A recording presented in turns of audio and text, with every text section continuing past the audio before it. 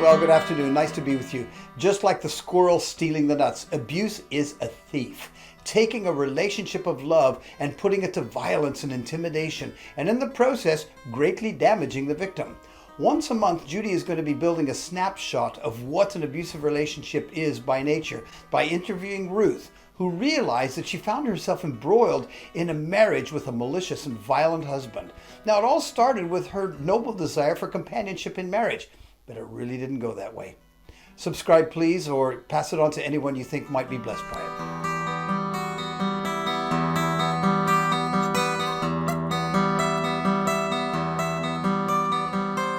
Did you feel marginalized by the fact that you were actually not married in Christian circles? I did feel I'm not sort of an invisible person, but I did feel overlooked somewhat in terms of, I don't know, programs for the 20 to 30s or whatever it was. It was like you didn't really exist. It was never anything for the... I was in my 40s at the time, and I think that single women in their 40s weren't really catered for.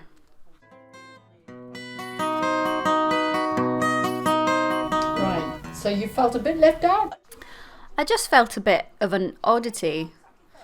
I didn't exactly feel left out because I'm not a group sort of person. I wasn't like crying my eyes out that I didn't have a little group to go to. I wasn't really bothered, but I noticed I wasn't in the mainstream. It was like, I don't know, I didn't feel particularly relevant as a person. Not as a Christian, but as a woman, I didn't feel particularly relevant.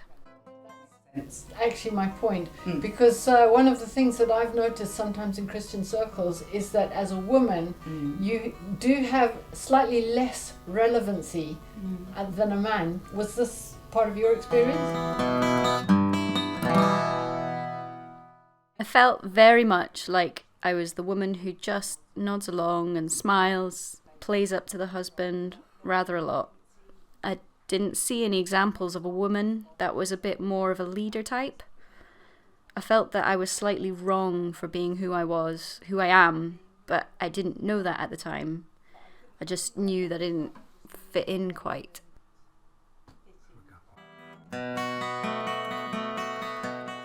I mean, I wasn't like crying about it. I was busy and happy in my life. I just noticed it and I got involved in many things because they were always asking for help.